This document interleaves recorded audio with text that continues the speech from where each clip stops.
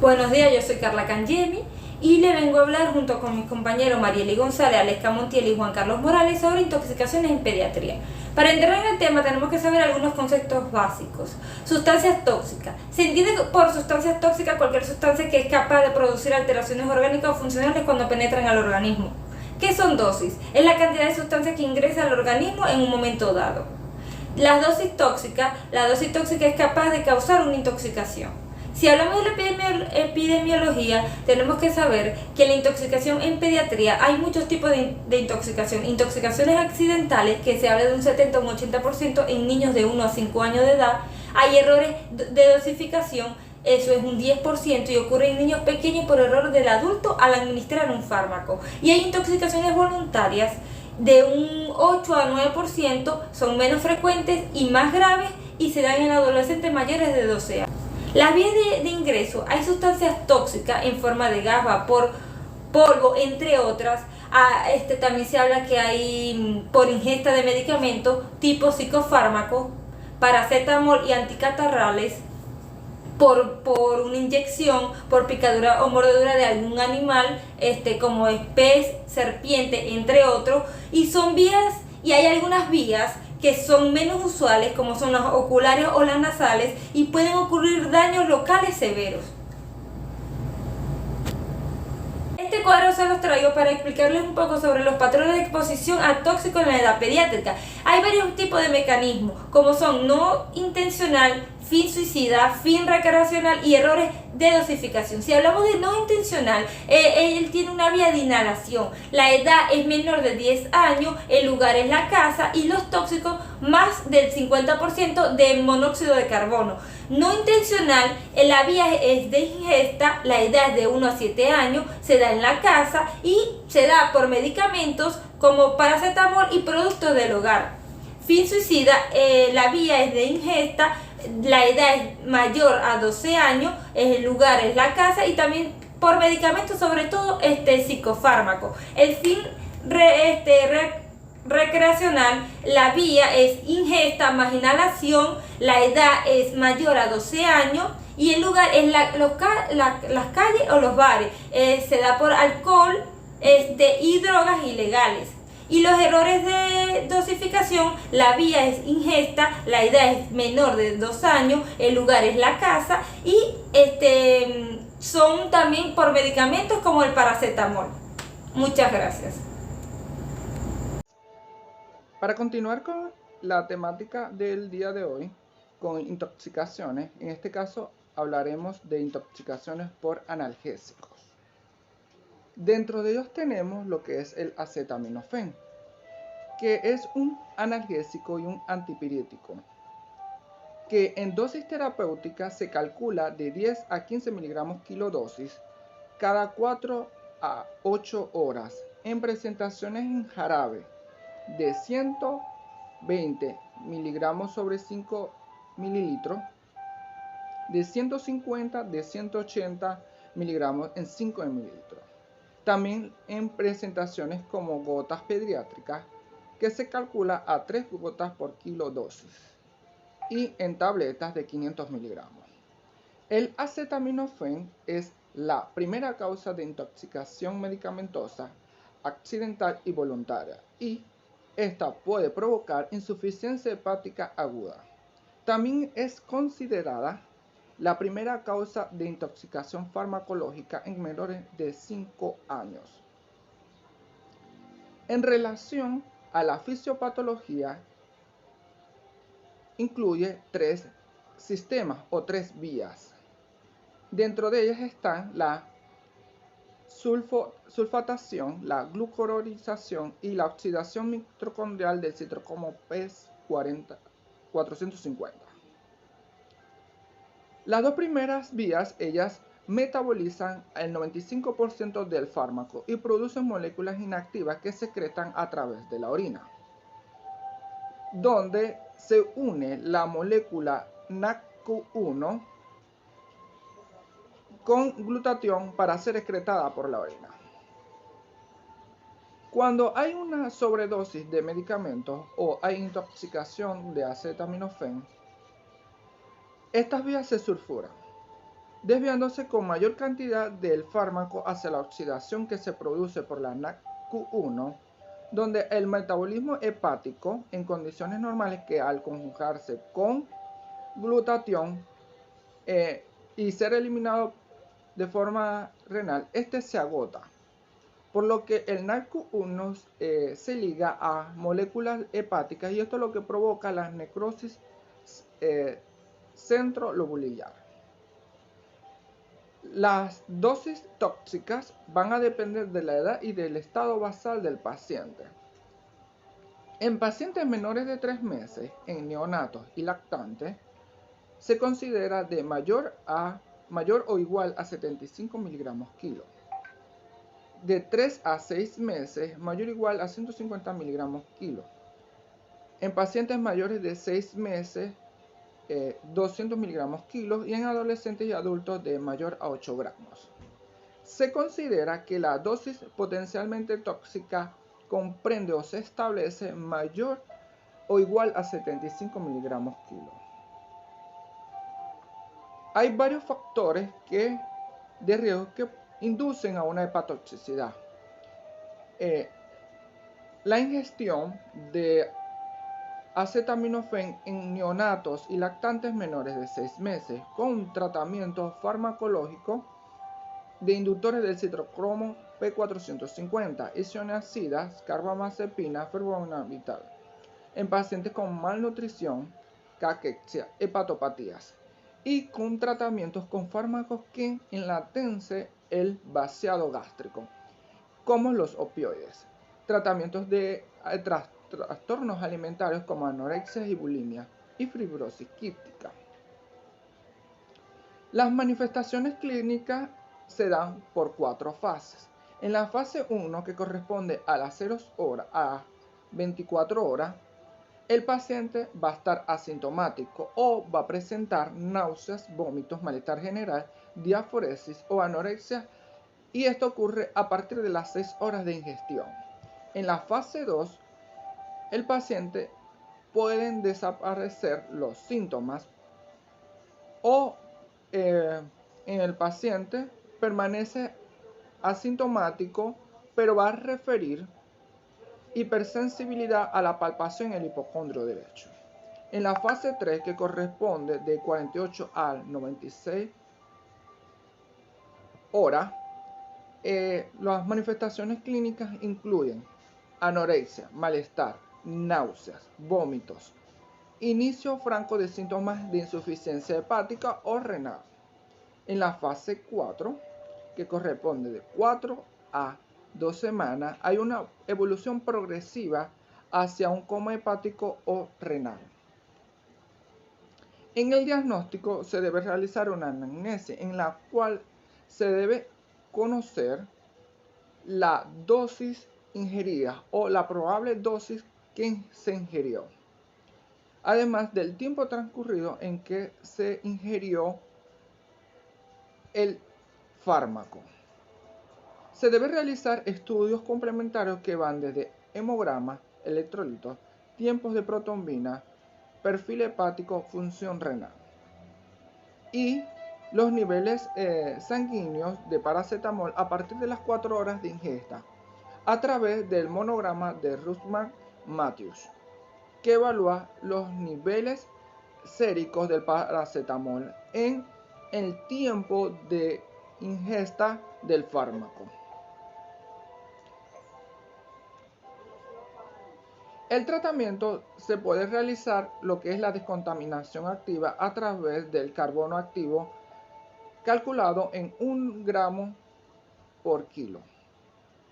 Pero el antídoto ideal para las intoxicaciones por acetaminofén es a través del N-acetilcisteína, que se encuentra en presentación de jarabe en 100 miligramos en 5 ml o tabletas efervescentes de 200 miligramos y 600 miligramos. El tratamiento se inicia con 140 miligramos kilodosis, luego de 70 miligramos kilodosis cada 4 horas, y se debe completar hasta alcanzar 17 dosis vía oral o por sonda nasogástrica.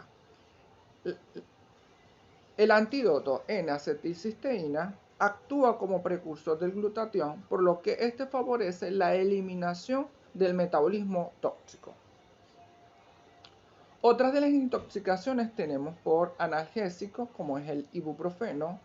Es un AN, un antiinflamatorio no esteroideo, del grupo de ácidos arilpropionicos. El ibuprofeno es también un analgésico, un antipirético, y su dosis terapéutica se calcula de 5 a 10 miligramos kilodosis cada 6 o 8 horas. Viene en presentación en suspensión de 40, 100, 200 miligramos en 5 ml y se considera su toxicidad por ingestión ocasional, generalmente en su presentación en jarabe. Los mecanismos de acción que produce el ibuprofeno son inhibición de la enzima COX-1 y la COX-2. Este se metaboliza en hígado y excretada por el riñón, y las concentraciones máximas se alcanzan entre la 1 y 2 horas. Las manifestaciones clínicas se dan en diversos sistemas, como gastrointestinales, que se provoca náuseas, vómitos, epigastralgias, hemorragias gastrointestinales. En el renal, retención hidrosalínica, hipercalcemia, fallo renal agudo, necrosis papilar. En el sistema nervioso central provoca agitación, somnolencia, letargia, ataxia, cefalea, alucinaciones, hipoacusia transitoria, convulsiones y hasta incluso meningitis aséptica. En piel se presenta exantemas generalizadas, prurito, el síndrome de Stevens-Johnson, cardiovascular como hipertensión, arritmia, fallos cardíacos congénitos y hematológico con trombocitopenias leves o coagulopatías. Igualmente, el diagnóstico se hace a través de la anamnesis y se debe tener en cuenta la dosis ingerida y el tiempo que ha transcurrido en la ingestión del fármaco. Se realizan también estudios complementarios que van desde hemograma, electrolitos, función renal, función hepática, tiempos de coagulación, pH y gases arteriales y tiempos de protrombina. Se debe tener en cuenta que los electrolitos son de gran importancia para descartar hipercalcemia. Se debe considerar que los niveles tóxicos plasmáticos del ibuprofeno van de 200 a 500 miligramos a un mililitro, y en niveles séricos son de 20 a 50 miligramos sobre decilitro. Otro estudio complementario que se puede realizar en intoxicaciones por ibuprofeno es un electrocardiograma, que evalúa la hipercalcemia en pacientes. Ahora en el tratamiento se debe tener 4 criterios, que son medidas de estabilización a través del ABC, descontaminación gastrointestinal a través del carbono activo, que se indica 1 gramo sobre kilo vía oral, o lavados gástricos, fluidoterapia y tratamiento de soporte. Que en pacientes con una ingesta menor a 100 miligramos sobre kilo o que es asintomático, se debe dar de alta a las 4 horas si no hay presencia de síntomas. Si el paciente ha consumido mayor de 100 miligramos sobre kilo o se desconoce la dosis ingerida, se puede colocar el tratamiento para descontaminación intestinal con carbono activo de 1 gramo vía oral. Si es asintomático, se le puede dar el alta a las 4 horas o 6 horas. Estos pacientes van a estar en observación durante las 12 horas. Si la ingestión de ibuprofeno para intoxicación severa mayor a 400 miligramos en mayor a 1 hora, se da directamente la descontaminación por carbono activo. Si es menor de 1 hora, se realiza un lavado gástrico En las intoxicaciones severas se deben tener en cuenta que se deben realizar laboratorios como hemogramas, bioquímica y pH y gases. Ahora, para las intoxicaciones por salicilatos, dentro de ellos tenemos que constituyen un grupo de compuestos derivados del ácido salicílico, como la aspirina o ácido acetilsalicílico, de los también derivados no acetilados y metabolizados por ácido salicílico. El más usado, el ya mencionado, la aspirina o el ácido acetilsalicílico, que tiene una farmacocinética con una biodisponibilidad del 80 al 100%, con una concentración plasmática máxima en 1 a 2 horas. Tiene una dosis terapéutica calculada de 15 a 30 miligramos kilo, dosis terapéutica mayor a 150 miligramos kilo. Las dosis ingeridas de salicilato se presentan en niveles tóxicos que pueden ser leves, moderadas, severa o letal, que van intoxicación leve de 150 a 200 miligramos sobre kilo, o intoxicación moderada de 200 a 300 miligramos sobre kilo, y severa de 300 a 500 miligramos sobre kilo. Letales que van más de 600 miligramos sobre kilo. La clínica va a estar representada según el grado de severidad que se presente en la intoxicación. Pero debemos tener en cuenta que los niveles séricos de salicato en menores de 12 años se pueden presentar como una intoxicación leve de 20 a 45 miligramos sobre decilitro, en moderada de 45 a 70 miligramos sobre decilitro y severa de mayor a 70 miligramos sobre decilitro, y letal que corresponde a mayor a 120 miligramos sobre decilitro. Si la intoxicación es leve, puede presentar síntomas que van desde vómito, dolor abdominal, tinnitus, vértigo, discrepancia de taquipnea. En intoxicaciones moderadas se presentan como fiebre, sudoración, irritabilidad, letargia, deshidratación, trastorno electrolítico, disfunción hepática, acidosis metabólica con anión GAN aumentado y acidosis respiratoria. También en las intoxicaciones severas se pueden presentar como disartria, estupor, comas y convulsiones, además de edemas pulmonares, de arritmias y fallos cardíacos, hipotensión.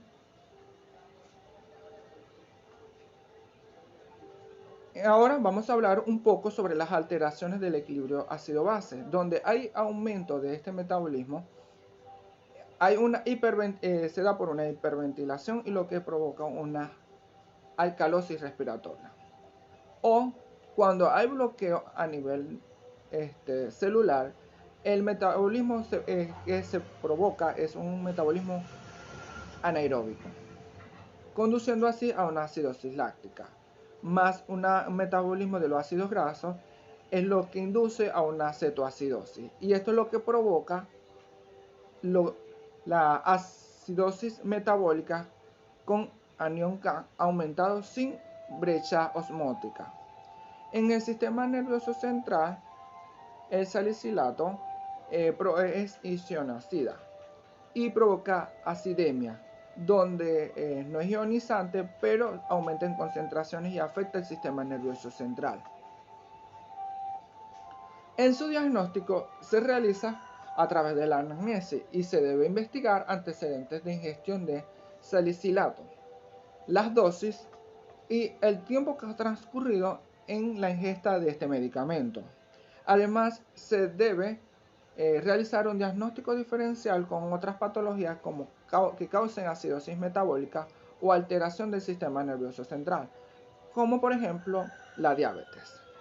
Se deben realizar estudios complementarios que van de electrolitos séricos para determinar calcio, magnesio y fósforo, glicemia, creatinina, pH y gases arteriales y pruebas de niveles de salicatos iniciales y séricos, además de una hematología completa, TGO, TGP y tiempos de coagulación. Se debe tener en cuenta que en estos pacientes o en pacientes adolescentes realizar pruebas de embarazo, tóxicos en orina, pH urinario, realizar rayos X de tórax o electrocardiograma. En el tratamiento, manejo se realiza con el ABC. Igualmente se debe tener en cuenta cuánto es la dosis ingerida. Si la dosis ingerida es menor de 150 miligramos sobre kilo o el paciente está asintomático, se debe vigilar los síntomas y se da alta a las 6 horas.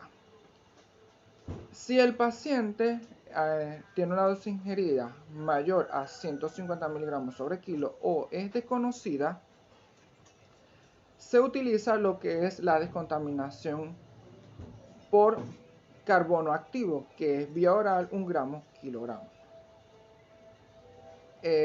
Si este paciente presenta signos de severidad que son coma, convulsiones, falla renal aguda, edema pulmonar, se debe realizar lo que es una hemodiálisis o una alcalinación urinaria. Si el paciente tiene una ingesta mayor a 500 miligramos sobre kilo, si es menor de una hora, se utiliza lo que es el carbono activo vía oral 1 gramo en kilo. Si es mayor a una hora, se hace un lavado gástrico o un lavado intestinal total. Ahora bien, si no hay signos de severidad, se debe hacer una rehidratación con solución salina por 20 mililitros kilogramos hora, más exámenes complementarios cada 2 horas a 4 horas, donde se debe determinar lo que es el pH. Si el pH es menor de 7.30, se coloca bicarbonato endovenoso o en un bolo de 1 a 2 miliequivalentes kilogramos. Si el pH es menor a 120,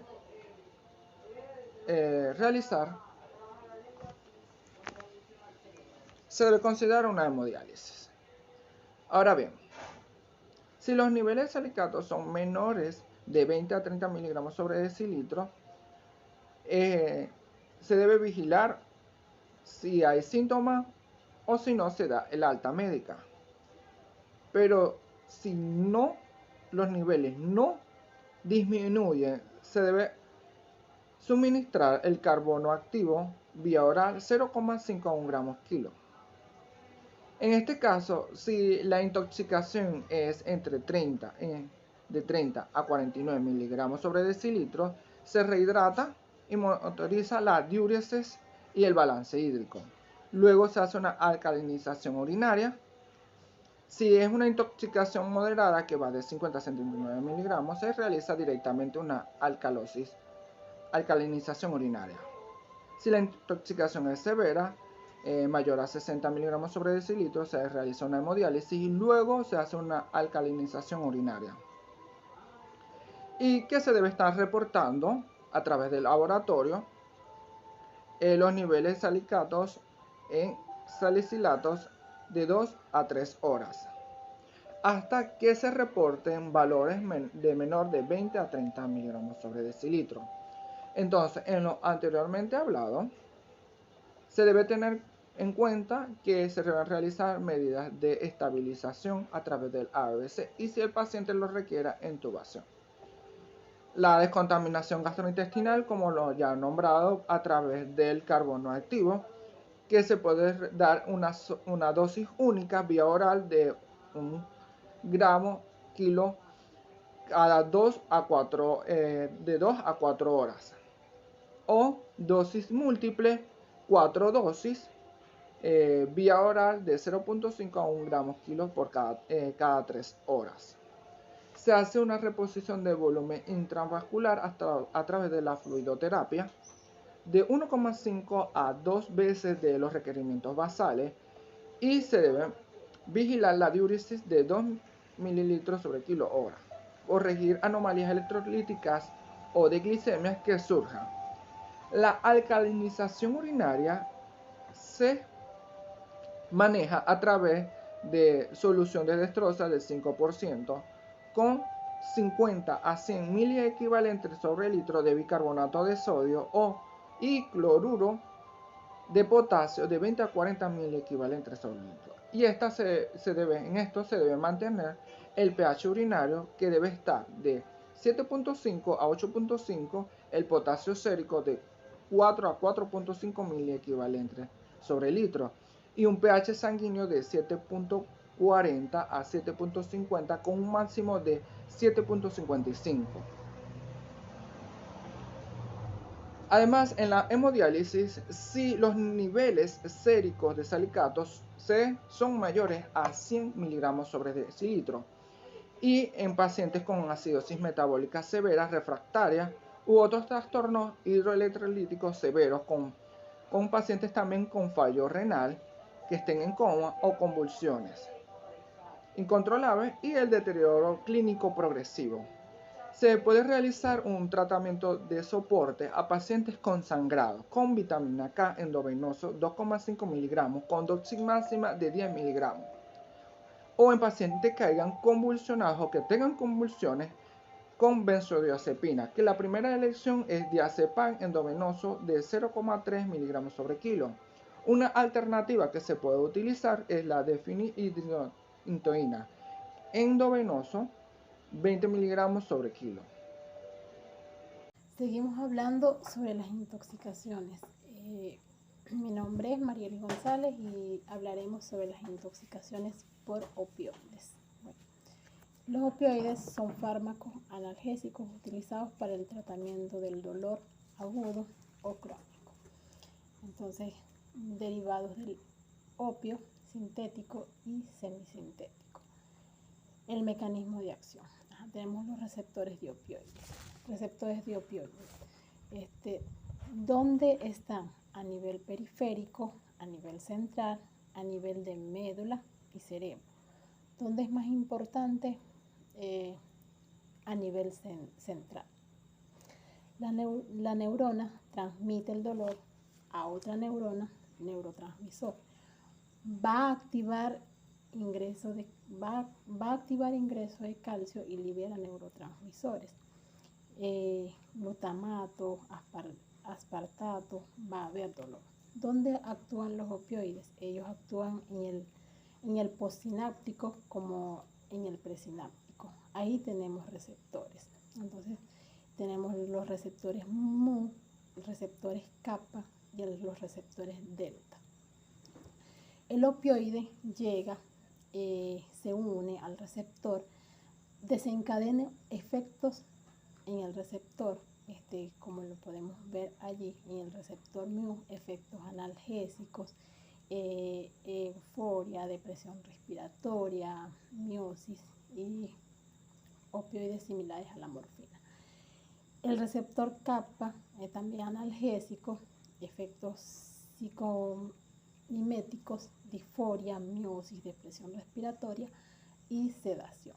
Eso es va a actuar más que todo a nivel de médula espinal y corteza cerebral. También tenemos el receptor delta a nivel de médula espinal. Va a contribuir a hacer depresión respiratoria y también analgesia y estreñimiento.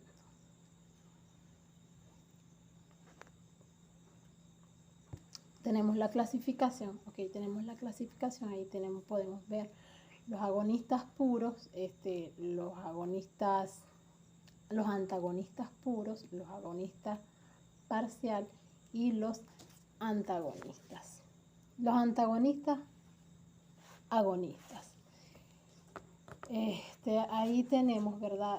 La heroína. En los agonistas puros tenemos la heroína, la morfina, la codeína, la metadona y también tenemos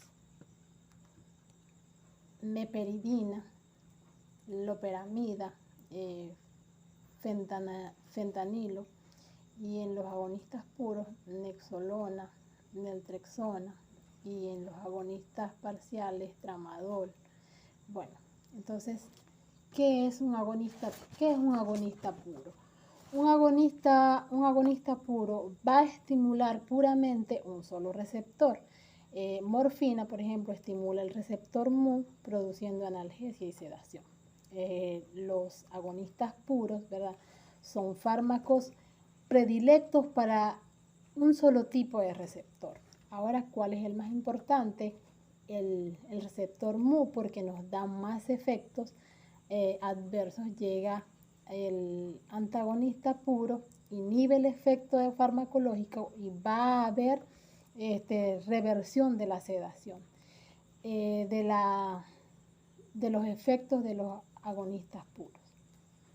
Entonces, entre esos medicamentos tenemos el naloxona. Y también ahí podemos ver la dosis terapéutica y la dosis tóxica de cada uno de los medicamentos.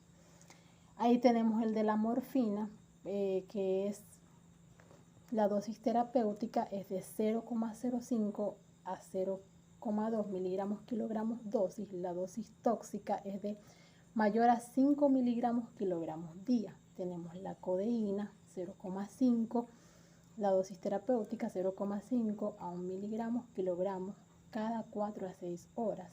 Y la dosis tóxica mayor a 60 miligramos día o mayor a 5 miligramos kilogramos.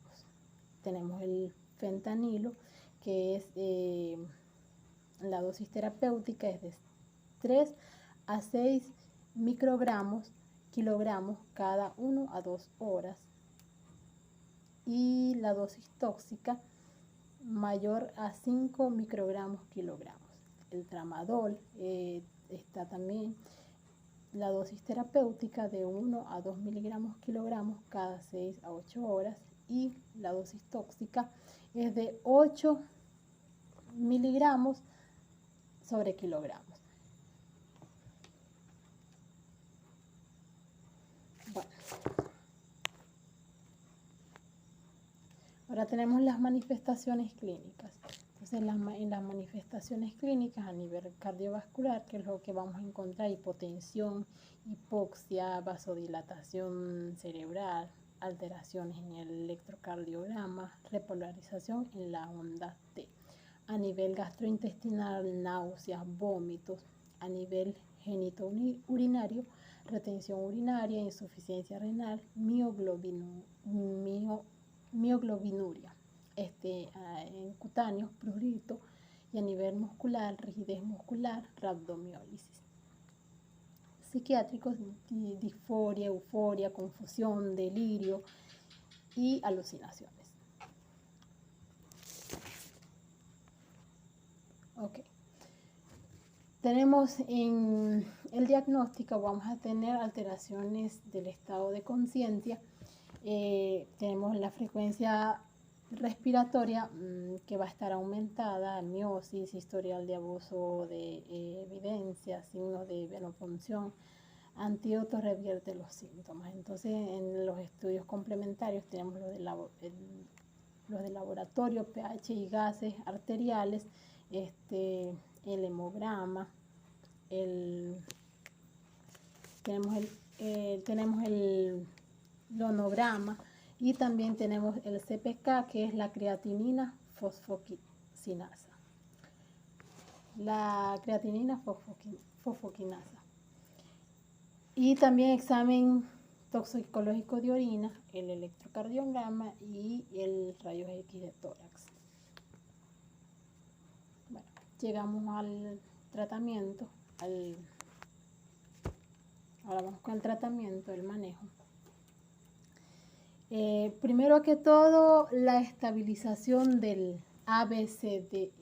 Primero A, vías aéreas permeables. En B tenemos valoración respiratoria, C, valoración hemodinámica, D, valoración neurológica, y E, exposición e inspección, examinar rápidamente al paciente. Entonces, y también considerar UCI cuando es una intoxicación moderada o muy grave, y cuando hay complicaciones isquémicas. Se administra carbón activado, 1 miligramo kilogramos, máximo 50 gramos. Bueno, también el antídoto por excelencia es el naloxona, que se administra también naloxona, ¿verdad? Ahí tenemos la dosis a 0.1 miligramos kilogramos, dosis endovenoso, máximo 2 miligramos, dosis. Repetir hasta conseguir efecto o llegar a la dosis de 8 o 10 miligramos. Entonces, tenemos que la vida media del medicamento es de 45 a 75 minutos. Si después de eso reaparecen nuevamente los síntomas, entonces se administran bolos en perfusión continua hasta conseguir estabilizar al paciente. Bueno, ahora vamos con las intoxicaciones por benzodiazepinas. Entonces ya hablamos de los opioides, ahora vamos con las benzodiazepinas. Ok, las benzodiazepinas, la segunda causa de intoxicación medicamentosa en la infancia. Tenemos ahí sus usos clínicos, que es indicado como ansiolítico, como anticonvulsivante, como inductor del sueño, como relajante muscular y preanestesia. Según su vida media, se clasifican en según su vida media se clasifican en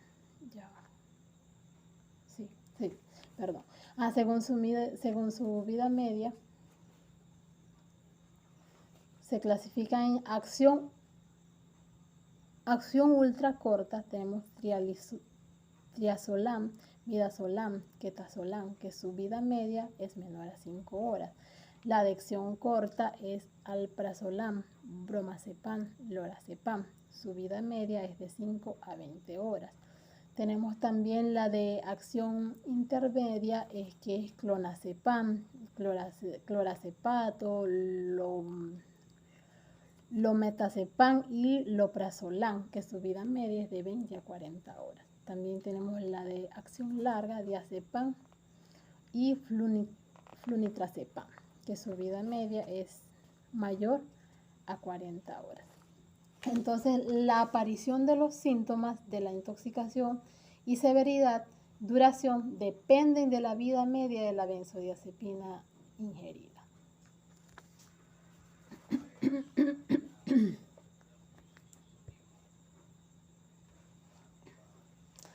Su mecanismo de acción y toxicidad. En su mecanismo de acción y toxicidad, ¿verdad? Las benzodiazepinas actúan sobre el receptor del ácido gamma ambútrico tipo A, GABA A, produciendo efectos inhibidores sobre el sistema nervioso central.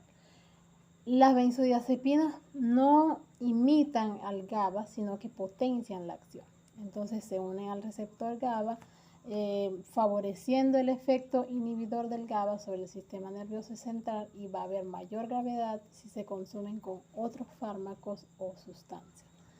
Tenemos el diazepam, la dosis terapéutica vía oral es de 0,12 a 0,8 miligramos sobre kilogramos, ansiolítico, o 0,2 a 0,3 miligramos kilogramos como sedante. Entonces, y también tenemos en la presentación intravenosa 0,04 a 0,3 miligramos kilogramos, dosis máximo 0,6 miligramos kilogramos en 8 horas. Entonces también rectal 0,2 a 0,5 miligramos kilogramos y como antiepiléptico. La dosis tóxica es 5 veces la dosis terapéutica.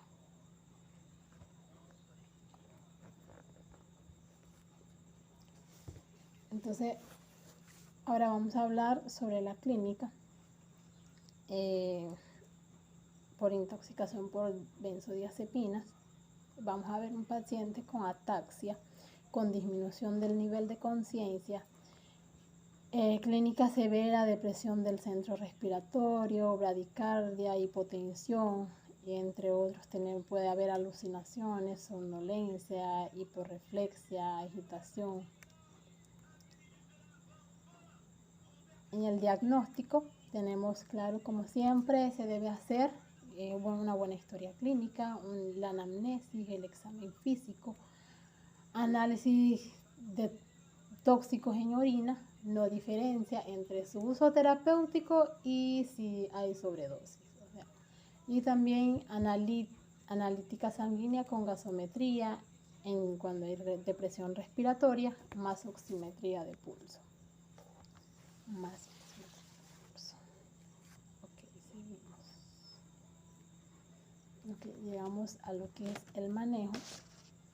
Entonces, al tener la dosis tóxica, primero que todo también monitorización de signos vitales y neurológicos, el ABCDE, que es muy importante, las vías aéreas permeables, la valoración respiratoria, la circulación hemodinámica, la valoración neurológica, eso es muy importante. También el carbón activado, si es menor a 2 horas post ingesta, la dosis es 1 kilogramo en 200 a 500 ml de solución fisiológica por 24 horas. Bueno. Entonces, después que se le administra el carbón, activado, observación 24 horas. Si está asintomático, se le da alta. Pero si sigue sintomático, se ingresa hasta asintomático, observar por 6 horas. Entonces, si las medidas de ABCDE son ineficaces, se utiliza el antídoto flumazenil de 0,01 miligramos kilogramos y se observa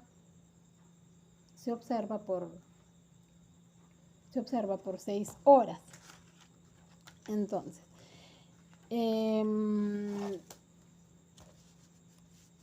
se observa por 6 horas.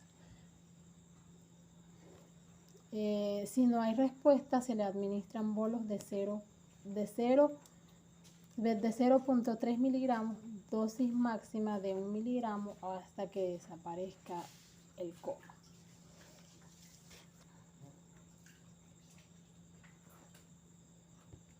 Ahora vamos con la intoxicación por digitálicos. Entonces, vamos con la intoxicación por digitálicos.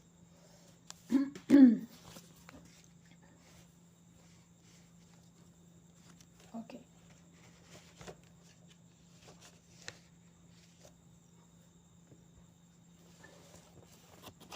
La intoxicación por digitálicos. En la intoxicación por digitálicos, los usos clínicos y insuficiencia son la intoxicación por,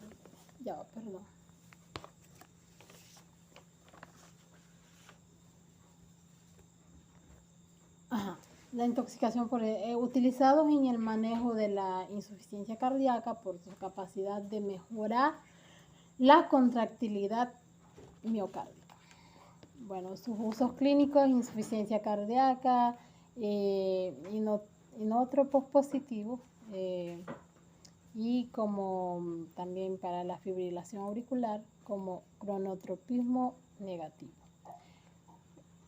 La digoxina es el más conocido y el más usado. La vida media es de 35 a 45 horas. Potencian su efecto cuando hay hipopotasemia, los beta bloqueantes, los calcio antagonistas, y disminuyen su efecto la ingesta de alimentos, fármacos y anticolinérgicos. La dosis terapéutica es de 0,5 de la digoxina, es de 0,5 a 2 nanogramos sobre ml. La dosis tóxica es mayor a 0,05 a 0,07 miligramos kilogramos. La digoxinemia tóxica sería mayor a 2,5 miligramos sobre decilitro. Ahí tenemos la presentación de la digoxina de 0,5 miligramos sobre 2 ml. Bueno, entonces tenemos el mecanismo de acción y de toxicidad. Como les decía, son inótropos positivos porque modifican la concentración del calcio intracelular mediante la inhibición de la bomba sodio-potasio ATPasa, y cronótropos negativos por su acción vagal y por acción directa sobre el nodo sinusal. Ese.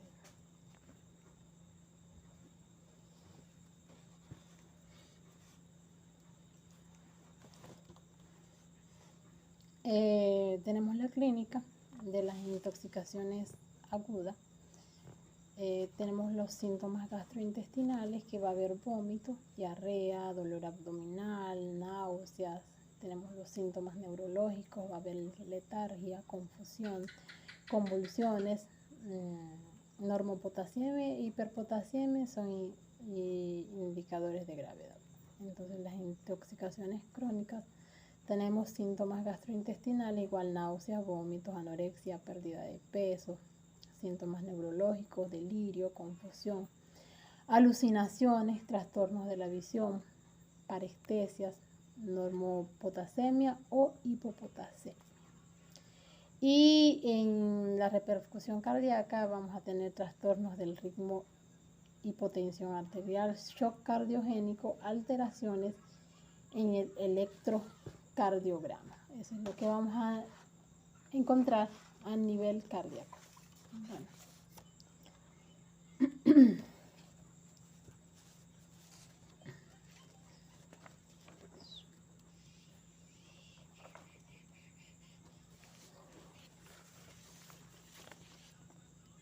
En el diagnóstico tenemos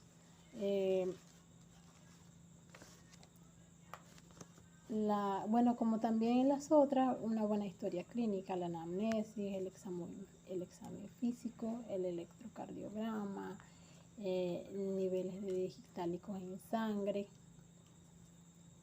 lomogramas y gasometría, creatinina. Cuando hay insuficiencia renal, empeora el pronóstico. ¿Cuáles son los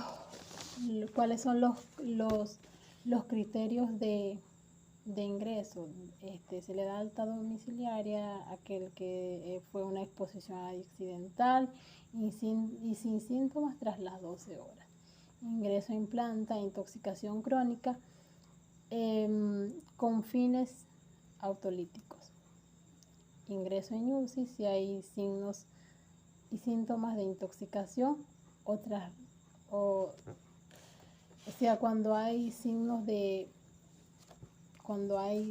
intoxicación, cuando tenemos, se ingresa a UCI cuando hay signos de intoxicación, cuando hay signos de desintoxicación y cuando ya haya recibido carbón activado.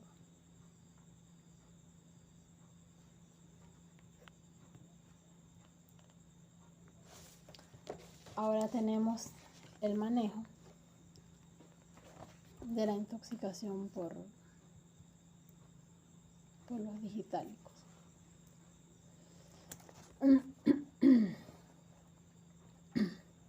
Bueno, Intoxicación por digitálicos. Tenemos intoxicación, si es aguda o crónica, bueno, la administración de ondansetron al 0,3 al 0, de 0,3 a 0,4 miligramos kilogramos dosis endovenoso y carbón activado de 0,5 a 1 gramo kilogramo vía oral. Y si es crónico, suspender la digoxina y otros antiarrítmicos. Bueno, lo más importante y primero, como en todo, perdón, se me pasó, la evaluación del monitoreo del ABCD continuo y el electrocardiograma y los laboratorios. Bueno, cuando hay situación de riesgo vital, se le dan medidas inespecíficas, es la corrección de hidroelectrolitos, tratamientos antiarrítmicos. Tenemos la atropina, 0,02 miligramos kilogramos cada 5 minutos. Tenemos la fenitonina, que es 1,25 miligramos kilogramos endovenosos cada 5 minutos. Y tenemos la lidocaína, 1 miligramo sobre kilogramo en bolo endovenoso. Y seguir controlar hasta que mejore la clínica y electrocardiograma, los niveles de digoxina. Bueno, cuando hay situación de riesgo, si hay parada cardíaca, cuando tenemos parada cardíaca, entonces ahí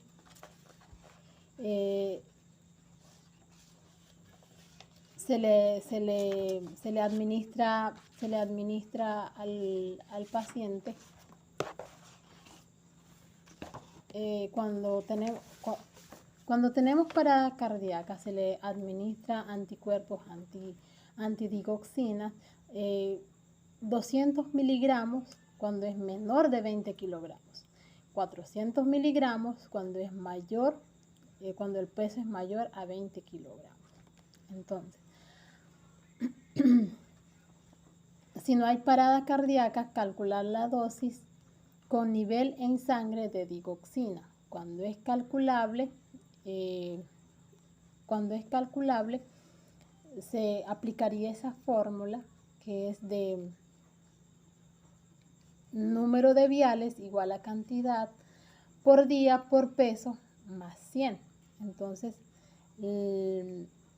la primera dosis es el 50% y se evalúa el efecto después de 1 a 2 horas, y la segunda dosis es del 50% si procede, pues.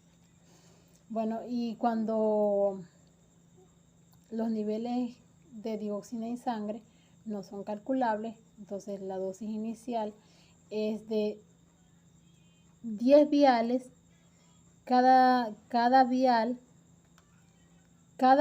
40 miligramos para 0,5 miligramos de digitálico.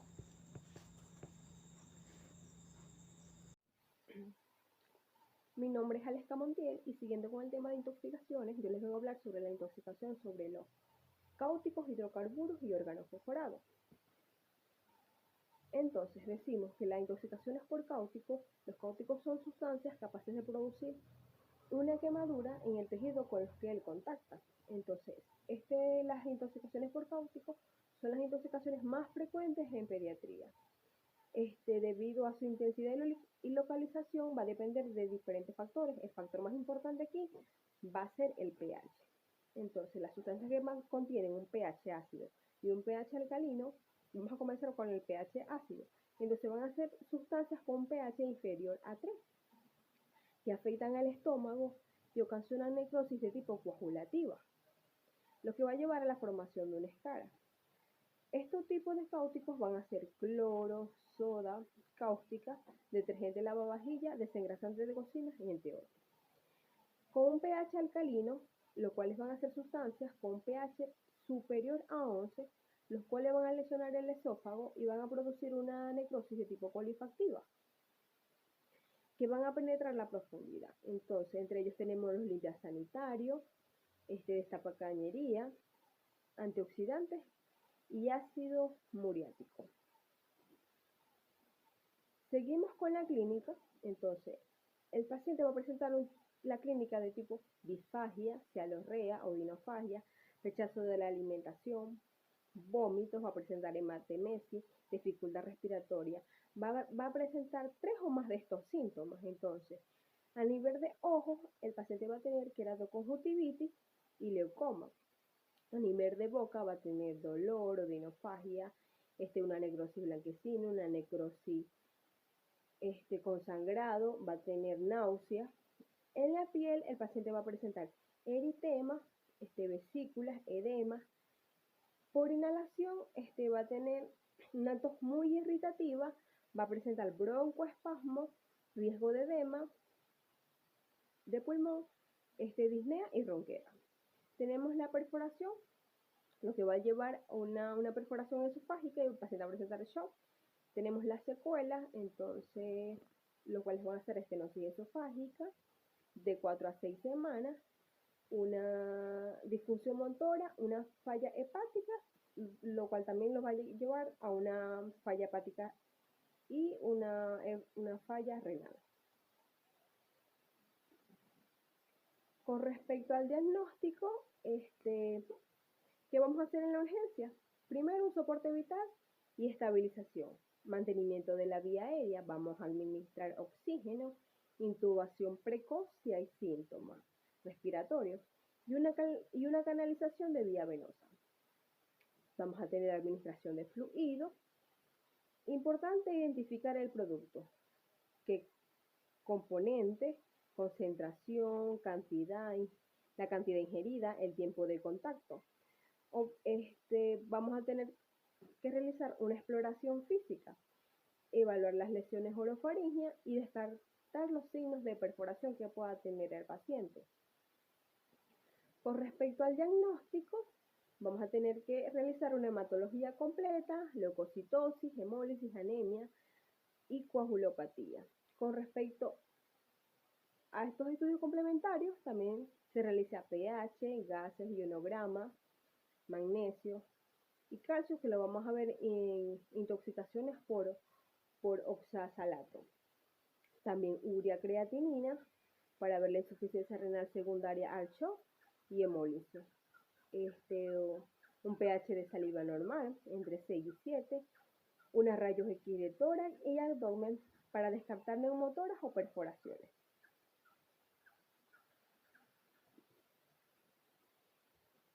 Otro diagnóstico es la endoscopia digestiva. La endoscopia digestiva después de las primeras 6 horas de la ingesta.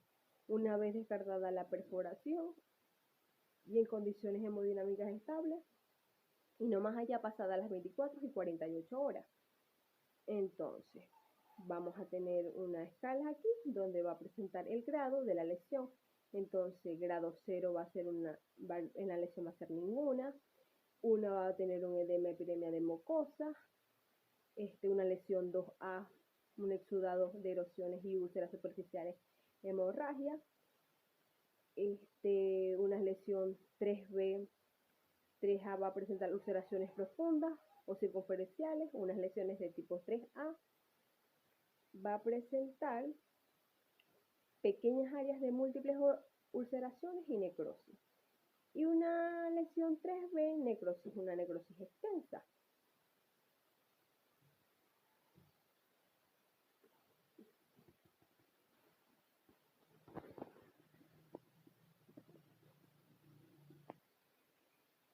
Entonces, con respecto ya a la endoscopia ya hablada, continuamos con el tratamiento. Entonces, con el tratamiento, la introducción de vómito está contraindicada. No usar agua o leche. Los neutralizantes están contraindicados. El carbón activado no absorbe cáustico. Vaciamiento gástrico está contraindicado. Entonces vamos para el tratamiento, protección gástrica, y supresión de reflujo gastroesofágico. Entonces tenemos omeprazol de 0,5 a 2 miligramos kilogramos día, máximo 80 miligramos. Tenemos la ranitidina de 4 miligramos kilogramos día, ondansetron 0,15 miligramos kilogramos dosis máxima 8 miligramos. Seguimos con el tratamiento, continuando con corticoides, uso controvertido, indicado si hay edema en la vía aérea superior. Está contraindicado si hay perforación o sangrado intestinal. Tenemos dexametasona 1 miligramos kilogramos día o prednisolona de 2 a 6 miligramos kilogramos día. Deben administrarse antibióticos en casos de infección confirmada o perforación si se está usando corticoides. Ampicilina 200 miligramos kilogramos día. Destino. Bueno, a domicilio, ingestión dudosa sin signos clínicos. Ingestión de cloro o amoníaco de uso casero, endoscopia o no indicada, lesión indicada o lesión de grado 0. Entonces, observación, el paciente estable en espera de endoscopia, una dieta absoluta, colocándole los protectores gástricos o analgésicos. Ingreso en planta, se ingresa cuando hay una lesión grado 1, grado 2A, lo cual se le administra dieta líquida con reintroducción progresiva de sólidos en 24 y 48 horas, protector gástrico y analgésico. Ingreso sería alta cuando se resuelvan los síntomas, se le da de alta al paciente. Tenemos una lesión de grado 3B y 3A, dieta absoluta, protector gástrico, antieméticos, analgésicos, corticoides y antibióticos. Ingreso a UCI, se va a ingresar aquí al paciente que se encuentre inestable, entonces vamos a darles medidas de soporte vital avanzado, lesiones grado 3B o perforaciones, valoración quirúrgica urgente. Los pacientes que tengan lesiones 3B y perforaciones. Entonces continuamos con intoxicaciones por hidrocarburos, lo igual que son compuestos orgánicos constituidos principalmente por carbono e hidrógeno. A temperatura ambiente se encuentra en un estado líquido y puede desprender vapores que penetran fácilmente en las vías respiratorias, provocando el colapso del alveolo y alterando la ventilación. Entonces, los cuales pueden ser inestables y pueden destruir la pared del intestino. Entonces seguimos con intoxicaciones por hidrocarburos. Entonces la vía principal de intoxicación es la ingestión.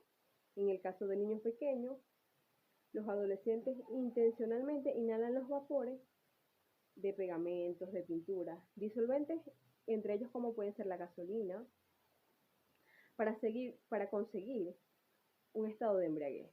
Entonces, los tipos de hidrocarburos tenemos combustibles, que pueden ser queroseno o gasoil, productos de limpieza como limpiametales, lustramuebles y cera, solventes industriales como pintura o thinner.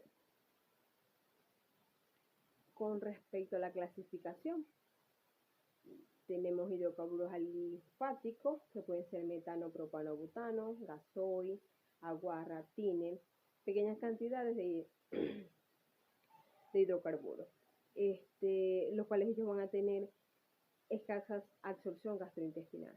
Tenemos hidrocarburos aromáticos, que pueden ser el beceno, sileno, tolueno, donde hay absorción intestinal. Tenemos hidrocarburos halogenados, pueden ser linfáticos o aromáticos, los cuales son tetracloruro de carbono, cloruro metileno, etileno freón, los cuales van a tener muy buena absorción gastrointestinal y son muy volátiles. Entonces, con respecto a la clínica, tenemos una clínica respiratoria. En 30 minutos va a tener tos, disnea, cianosis, sibilancia, disminución del murmullo vesicular, fiebre. En 24 horas vamos a tener epiglotis, edema pulmonar, hemorragia, cianosis, hasta la muerte. En 96 horas tenemos una neumonitis química, neumotórax, un derrame pleural y hasta una neumonía. A nivel neurológico va a presentar euforia, somnolencia, cefalea, depresión, compulsiones hasta llegar a una coma. A nivel cardiológico va a presentar arritmias, miocarditis, muerte y y náuseas. A nivel digestivo va a presentar náuseas, dolor abdominal y diarrea. Por contacto va a presentar quemaduras de A o AB, dermatitis por contacto, conjuntivitis.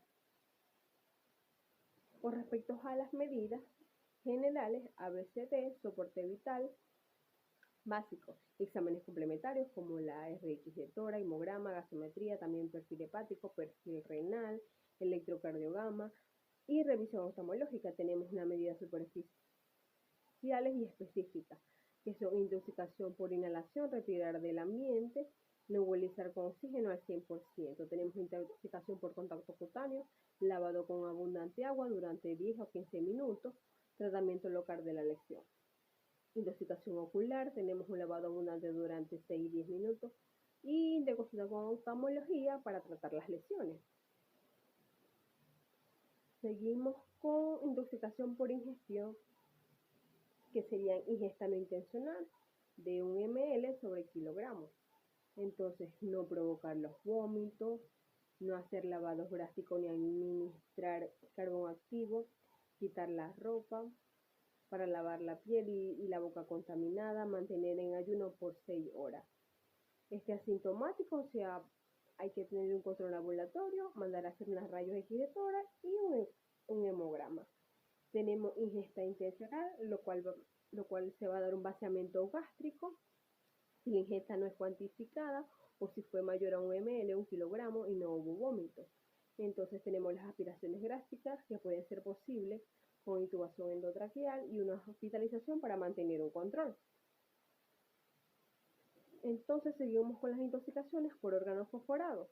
Entonces decimos que los órganos fosforados son sustancias clasificadas como ésteres, derivados del ácido fosfórico y utilizados como insecticidas, los cuales se utilizan en jardines, en el hogar y también en prácticas veterinarias.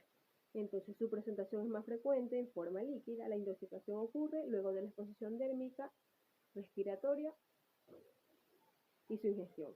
Algunos de los más utilizados son el malatión, paratión, tensión y merbinfón. Entonces, con respecto a la clínica, van a tener síntomas muscarínicos, lo cual va a ser miosis, visión borrosa, lagrimeo, rinorrea, hipersecreción bronquial, tos, broncoespasmos, bradicardia, hipertensión, salivación, náuseas, vómitos, diarrea, dolor abdominal, incontinencia fecal y urinaria. Tenemos síntomas nicotínicos, lo cual van a ser fasciculaciones, calambre, debilidad, parálisis, temblores, hipertensión, taquicardia. Tenemos efectos sobre el sistema nervioso central, lo cual van a presentar ansiedad, insomnio, convulsión, pérdida de la memoria, depresión respiratoria y coma. Tenemos síndromes intermedios, ocurre entre las 24 y 96 horas, paresia, debilidad muscular facial, en los músculos y las extremidades proximales. Entonces tenemos que van a ver la acetilcolina, es un exceso de actividad colinérgica responsable del cuadro clínico.